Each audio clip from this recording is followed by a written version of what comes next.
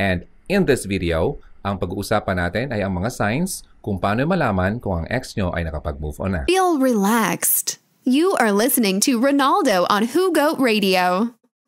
Alright, here's number 1 sign. He has a new girl. Meron na siyang bagong kasintahan. Okay? Ang lalaki, kapag nakapaghanap na ng iba, ibig sabihin yan, nakapag-move on na siya. Okay? Kasi hindi siya maghahanap ng iba at hindi siya magpapalit kung hindi na siya or hindi pa siya nakapag-move on. Okay? Now, there are times na ang ibang lalaki ay ginagawa nila ito para makalimot sa iyo.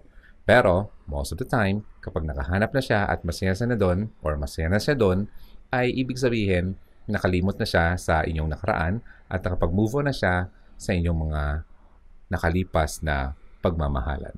Okay, here's number 2. And it's still loading. He returned all your stuff. Pinalik niya na sa iyo lahat ng binigay mo sa kanya. Okay, lahat ng bagay na binigay mo, probably yung gifts, yung letters, yung jacket na napakaganda na binigay mo nung birthday niya, yung sapatos na binili mo nung anniversary niyo or yung nung anniversary, what else? Monthsary, weeksary, or ano pa man yan. Okay? Yung mga bagay na binigay mo sa kanya ay ibinalik na niya. Especially yung mga pinaghirapan mo. Okay? Wala na siyang natira o tinara sa kanyang bahay o sa kanyang apartment kung saan man siya nakatira. At binalik niya sa lahat. Bakit? Para makalimot na siya. At para hindi ka na niya maalala. At para maka-move on na siya doon sa bago niyang nakilala sa number 1. Here's number 3 sign na malalaman mo kung isang lalaki ay nakapag-move on na sa iyong nakaraan. He stopped contacting you. Hindi na siya nagkipag-contact sa iyo, hindi na nagkipag-communicate, hindi na nagte-text, hindi na nag-email, hindi na tumatawag, o hindi na nagpapahapyaw hangin. Okay? Palipad hangin through mutual friends, wala na, as in zero na. Okay? Wala na yon. Kasi ibig sabihin lang nun, ay nakahanap na siya ng ibang way para maging masaya. At yun nga, yung number 1, may nakita siyang kapalit or yung someone na makakapagsaya sa kanya or makakapagpasaya sa kanya. Okay? So, hindi na siya nakikipag-contact pa sa iyo kasi ayaw na niya masaktan ulit. At dahil kapag ginagawa niya yon ay nasasaktan lang siya or nagagalit. Mga ganon. So, most probably, there are times na kapag ginawa nila to, it's either gusto nilang makalimot, gusto nilang makamove on, he's trying to move on, or he has already moved on. Alright? So, hayaan mo na siya. Chu-chu-chu. Nah. Don't worry, it's alright. Maganda ka naman eh. Alright, so here's number 4. Number 4, he won't look your way. Hindi na niya titignan ang anino mo. Okay? Hindi niya titignan kung saan ka man naroon. Kapag nakita ka niya, ay tatalikod na siya, alis na siya, at ayaw na niya magpag-interact pa sa iyo. Maamoy ka lang niya eh, umalis na siya eh. Okay? So, lakas ng pang-amoy niya. Marinig ng voice mo, baka nag-batsy na siya. Okay? Si Bat. Okay? Makita lang yung anino mo, makita lang yung, uy, siya yata yun. Parang yung buhok niya yun. So, alis na siya. Okay? Makita lang yung dulo ng sapatos mo, ay lilipad na siya. So, yun. He won't look your way. Hindi ka na niya titignan, hindi ka na niya papansinin, at wala na yun. So, dahil kapag ginawa na yun, baka makita siya ng babaeng gusto niyang ligawan or makasama, baka magselos pa yun at mag-away ulit sila at maulit-ulit yung pagka-break ng kanyang puso. Okay? So, iniiwasan na yung mga ganong instances. Okay? So, kasi baka magkaroon pa ng problema yung bago niyang pinaplano sa kanyang buhay pag-ibig. So, kapag nangyari yan, mga girls, hayaan nyo na. Okay? Kasi hindi mo naman yung kawalan. Kapag kasi nag-break na kayo, tapos na yon. Tapos na yon. I mean, ex na yon eh. So, you have to let go. Kasi dapat dun pa lang sa pag-uusap nyo ay nakapag-decide na kayong dalawa na wala na. Hindi na yung pabalik-balik. Kasi kapag pabalik-balik, kayong dalawa lang naman ang papasakit ng iyong mga damdamin. Okay? Pinapahirapan nyo lang ang iyong mga puso. Okay? Kapag nag-usap na, tapos na. Huwag nang ulit-ulitin pa kasi ang paulit-ulit ay parang isang sugat na pahilom na ay ginagasgas mo pa para masugat ulit. Pangit yon. Masakit yon. So, hayaan mo na lang. Alright? Okay, so that's number 4. He won't look your way. Hindi ka na niya papansinin. Okay, now here's number 5. Ito ang pinaka-specific sa lahat ng mga signs. Kasi ito ang gagawin niya. Sasabihin niya mismo sa iyo na naka-move on na siya. at wala na siyang plano pang makipagbalikan sa iyo. Okay? So, pag sinabi niya sa iyo na nag-move on na siya, ginagawa niya yon, then he's doing that for sure and it's true. Okay? Tanggapin mo na yon at huwag mo na siyang bigyan pa ng dahilan para magdalawang isip. Kasi kapag ganun, ito, tanong yung sarili nyo. Kung talagang kayo ay seryoso sa isa't isa at talagang totoong pagmamahalan nyo, hindi sana kayo mapupunta sa ganyan. Okay? Kasi ipaglalaban nyo yung sarili nyo, yung pagmamahal yung dalawa. Ngayon, kung nag-break na kayo at paulit-ulit pa nangyayari yun, hindi yan totoong pagmamahal. Ano yan paglalaro na yan parang mga bata. Okay? Kasi ang dapat, ang mature na tao na magkasintahan ay hindi na ginagawang ganon, yung parang on, off. Okay? So, kapag ganon, may mga bagay na dapat na nating i-outgrow. Diba? Kasi lumalaki tayo, lumilipas ang panahon, at nasasayang mga panahon. Kapag ganon, paulit-ulit lang naman, ang nahihirapan at nasasayang lang naman ay yung mga panahon ng bawat isa. So, yan. He has said already sa iyo na nag-move on na siya that, well, just let him go. Let it be. So be it. Okay? And just move on with your life. Now, with regards to moving on pala, meron akong ginawang video. You can click here. Okay? At ang pinakamadaling paraan, mabilis na paraan ng pag-move on. Kung di nyo pa nakita, please click and watch after this. Okay? Or you can watch it now if you wanna skip this and just go back to this video. Tingnan nyo muna nyo kung excited na kayo mag-move on. Alright? Or hindi naman, just click it and save it mamaya. Okay, that's number 5. He has said these things. Ano nga yun? Na nag-move on na siya. Or he's trying to move away and forget the past. So, that's number 5. Okay, here's number 6. He is avoiding you. Iniiwasan ka na niya. Kapag makita ka lang niya, ay hindi ka na niya papansinin.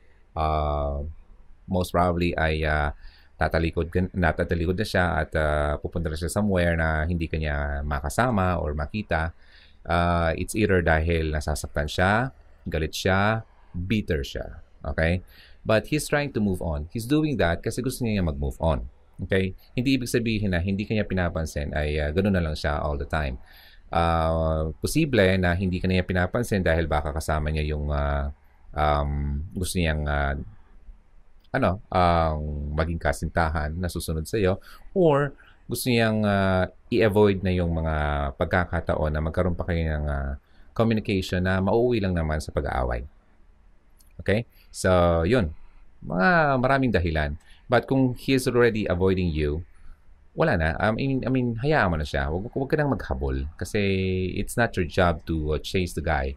But sometimes, it's okay naman na paminsan-minsan, little things na hinahabol mo or pinapakita mo na importante yung lalaki sa iyo, but you can just do it minsan, but not all the time. Kasi kapag ganun ang nangyayari, all the time na lang ginagawa mo yan, you are prone to abuse. Kapag na-abuse ka at nakita ng lalaki na sobra kang sa kanya, head over heels ka sa kanya, ay posible kang maabuso. So, guard your heart, ladies. Okay? Bantayan yung puso nyo kasi kawawa naman kayo kapag kayo ay naabuso. Okay?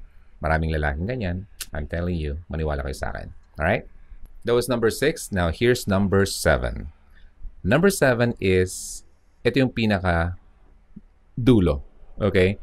Kasi kapag nangyari na to, talagang wala na. As in, tapos na ang lahat. Alam mo yung kantang, ikakasal ka na, iiwan na akong nag-iisa. Grabe siya. Gagawin ka na lang maid of honor. Yun lang. Batukan niya ako Tinatawaran ko kayo. Okay, hindi naman. Natatawa lang ako kasi he's getting married. So, ibig sabihin, naka-move on na talaga siya. Most probably, may mga pagkakataon na talagang nahanap na yung gusto niya at talagang ayaw na yung maulit na masaktan ulit at nag-jump na siya sa sasakyan na yun na hindi na niya kayang bitawan kasi natatakot siya mawala ulit. Or minsan naman ay baka, na-disgrasya na niya kaya nagpakasal na siya. Pero kapag ganoon, ladies, kapag ang isang lalaki ay nagpakasal na at nag-decide na siya magpapakasal na siya, huwag nyo na siyang habulin pa. Okay? Huwag nyo na siyang bigyan ng dahilan para ma-confuse ma-confuse pa ay dahil naman kawawa naman yung babaeng umaasa dun sa lalaking yon. Hayaan mo na siya. Huwag mo na siyang pansinin din. Ikaw na. Okay? I-guard mo na rin ang puso mo at i-guard mo na rin yung mga posibleng mangyari na baka magulo pa yung isip niya ay may masaktan pa siyang ibang tao dahil sa gagawin mong paghahabol sa kanya. Okay? So that's number 7, he's getting married. Kapag ang lalaking ganyan, then tapos na po ang lahat, wag nang balikan pa yan. Alright? So napaka-ikling video to, hindi na ako magtatagal. And again, I'm trying to say na kapag gusto nyo malaman kung paano pinakamabilis sa paraan ng pag-move on, you can just click here at makita nyo yung video ko about moving on. Okay?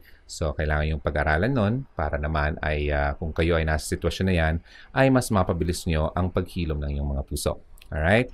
Now, itong tatandaan nyo. Kasi, pagdating sa pag-aasawa o sa paghahanap ng kapareha, kailangan kasi yan ay pinagdarasal yan. Okay? Sabi sa Psalm, okay, sa Bible, you have to delight yourself. Okay? Take delight in the Lord. Okay? I-please mo si God para ibigay sa iyo ang desires ng iyong puso. Okay?